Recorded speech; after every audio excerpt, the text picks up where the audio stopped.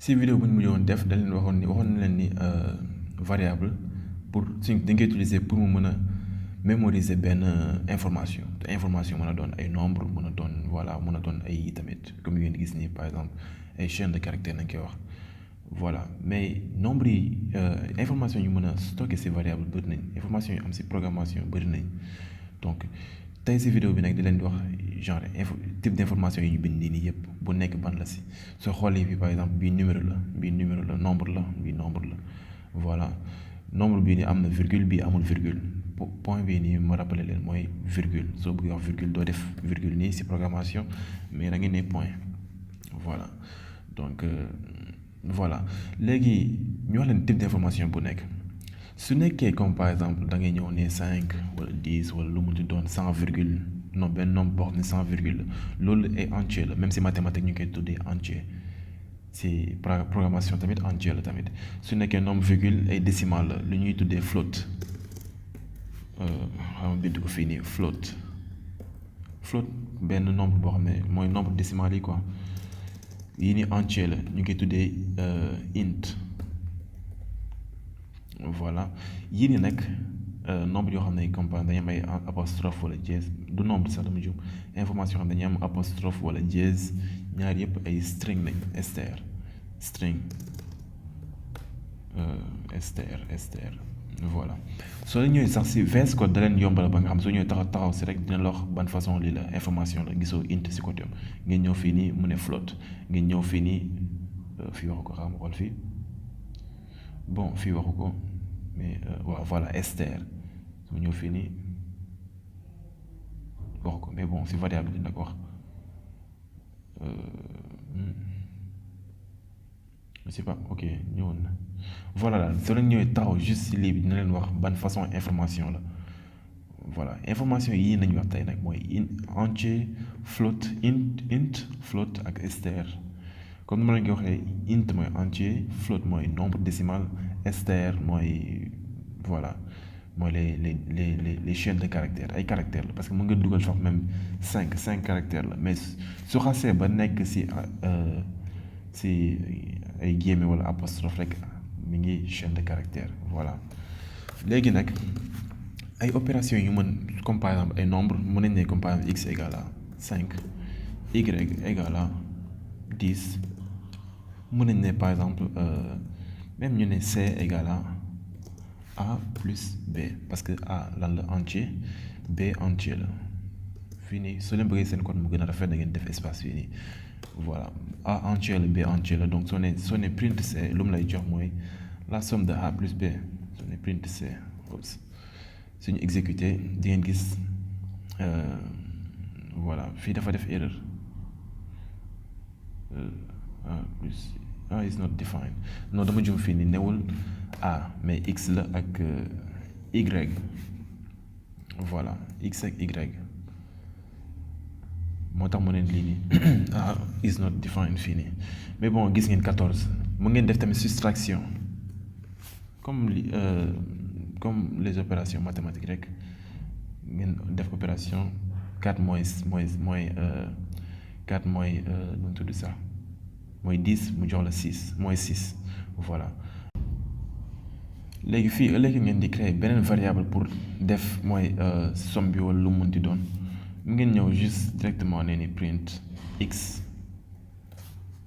x plus y wala x mooy y wala lu mu munti doon ngeen def ko directement foofu parce que print comme nañu ko waxee mooy juste pour mu bind dara ci console bi ci terminal bi ngeen di gis nii voilà mais lu ñu ko wax mu bind mooy lan mooy la somme de x ak y voilà soo ñu waxee tamit lii nu mu tudd sax différence bi mu jox leen ko wala produit bi mu jox leen ko mooy pour multiplication mu multiplier 4 fois 10 mu jox la 40 wala même ngeen bëgg a def nu mu tudd sax ngeen bëgg a def division nag dafa am ñaari partie dafa am ñaari façon division soo leen defee division bi da leen jox benn nombre boo xam ne c'est comme nu ngeen gis nii par exemple 0,4 4 divisé par 10 0,4 la évidemment mais supposons ñu def nii 10 fii ñu def 2 voilà xam nañu 5 la mais suñ ko defee nii par exemple exécuté daf ñuy jox benn nombre boo xam ne benn information boo xam ne comme ni ñu ko waxee sànq float la genre décimal 5,0 5,0 ñëpp xam nañ ni c'est égal à 5 mais si programmation c'est différent ak 5,0 lii la nu mu tudd float la mooy décimal la 5 et entier la donc soo leen bëggee am benn nombre boo xam ne entier la directement nag il faut ngeen doubler mooy division bi nii ngeen slash il faut ngeen doubler ko voilà mu jox leen benn nombre boo xam ne c'est strictement entier un entier voilà su nekkee même su nekkee comme par exemple 11 xam nañ fii par exemple 11 divisé par 2 c'est égal à 5,5 voilà donc wait suñu exécuter lu mu ñuy jox mooy 5 parce que lu tax parce que opération bi lu mu lay jox mooy juste entier bi tu vois entier wu résultat bi mais su nekkee da nga bëgg a am mooy résultat bi complet en forme de décimale da ngay def benn lii rek gis nga 5,5 léegi voilà à part ça am nañ benn opération bu ñu tuddee mooy module bon ici mooy pourcentage bi ngeen di gis nii par exemple module lan lay signifier xam ñuy jéem a def exécuter pour xool lu mu ñu jox mooy 1 lu tax parce que lii lu muy wax mooy day diviser 10 par 2 mu 10 divisé par 2 entier bi lan la 5 n'est-ce pas da nga koy diviser par 5 mu jox la 10 divisé par 5 mu jox mu dese 1 le restant boobu noonu par exemple moom la lay jox saa su ñu utiliser module bi restant la lay jox restant wu mooy division wu x ak y day diviser x ak y restant mu jox la ko supposons ñu def 0 fii 10 par exemple 10 par 2 c'est égal à 5 et il reste 0 n'est-ce pas donc restant boobu noonu 0 noonu la lay jox donc voilà restant la lay jox toujours mooy module bii nii c'est très important parce que su nekkee da ngeen bëgg a xool benn nombre si c'est pair wala impair parce que su nekkee pair nombre pair la comme 10 restant bi 0 la su nekkee impair comme 11 restant bi 1 la donc moo tax module bi c'est très important pour mu wax la ay nombre pair wala impair voilà léegi ñu dugg si mooy les chaînes de caractères comme ni ma leen ko waxee sànq mën nañ ne par exemple nom li variable la variable tudd nom égal à Bamba voilà oups fii dama war a changer affaire yi moo tax mu jox ñu gis mu ne name x is not defined mooy le nom x wala le variable x n'est pas défini quoi dañ ko war a définir bon newul x mais c'est non voilà ñu exécuter ngeen gis Bamba voilà même tamit les strings am nañ ay opération tamit supposons ñu def non supposons ñu ne nii prénom ñu tuddee ko prénom fii nii ñu def Baba non ñu def science ok ñu ne prénom ak nom ñaar yëpp ay soo leen defee di nga gis ñaar yëpp ay str nag mooy maanaam string chaîne de caractère ñaar yëpp moom lañ voilà léegi mën ngeen def opération comme bii nekkatul non waaw non am na non waaw mais mën nañ def opération comme prénom plus nom lii lu muy def moo la day coller prénom su nekkee ñaar yëpp ay str nañ day coller prénom ak nom maanaam prénom lan la Baba nom lan la science soo leen defee juste prénom xaa ñu def juste prénom wala ñu exécuter lii d'abord comme ngeen ko gisee ni Baba science léegi su nekkee woon par exemple ak geneen ni print prénom rek mu ne Baba su nekkoon non rek nga ko wax tamit mu ne science mais comme que da nga ne ni Baba ak science yëpp nañuy coller mën ngeen sax nu mu tudd ne ni nom complet nga ne égal à prénom plus non mën ngeen def nii léegi ngeen print directement mooy nom complet voilà léegi c'est la même chose parce que lu mu def mooy lan dafa créer benn variable bu bees mais lu mu denc ci variable boobu mooy lan ñaari soo ko coller Baba ak science donc du coup nom complet Baba ak science bi ñu coller rek la mooy Baba science comme ni nga ko gisee nii am nañ tamit yenn opération mais soo leen jéemee def comme par exemple au lieu que nga def nom bi par exemple su nekkee benn leen lu dul str mu nekk comme par exemple les 8 benn entier int lu muy def erreur lay def lu ma wax fii nii can only concatenate str not int dafa ne par exemple lu ñu mën coller ensemble ay entier rek la ay str rek lay doon mooy ay chaîne de caractères mais pas des entiers su nekkee ay entier la duñ ko mën coller voilà donc faites très attention soo leen di coller lii nii ensemble ay str ensemble wala ay information ensemble lu mënti doon lan la woon science voilà léegi tamit ñu jéem a wax beneen affaire mooy maanaam supposons ñu ne nii nom égal à Baba voilà supposons comme par exemple ñu ne nom égal à Baba léegi ñu utiliser multiplication mën nañu utiliser multiplication par exemple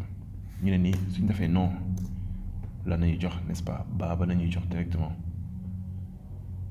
mën nañ ne nii comme par exemple pour coller ñu ne nom plus benn information science c'est la même chose parce que lii tamit information la c'est la même chose voilà comme ni nga ko gisee nii Baba science parce que dafa jël nom bi mooy lan Baba bi coller ko ak science bi voilà mën ngeen tamit multiplier maanaam ngeen def multiplication xam nga def espace fii nii pour mu gën a lisible def nom fois mën nañ def 3 fii lan la ñuy jox xooleen bu baax Baba day jël str bi multiplier ko 3 fois soo leen waxee 10 par exemple mu jël str bi multiplier ko 10 fois mooy string bi multiplier ko par 10 tu vois léegi voilà loolu la quoi léegi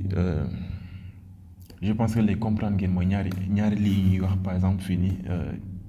ñetti façon data type nañ koy tuddee mooy type de données information type information par exemple wax nañ comme par exemple int mooy les entiers par exemple entier léegi wax nañ tamit float mooy maanaam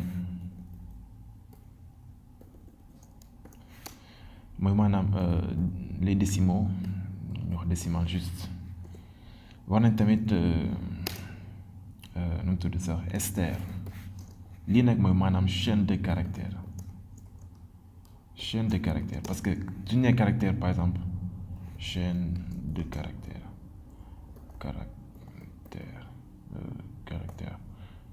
voilà su ñu nee caractère par exemple mën na doon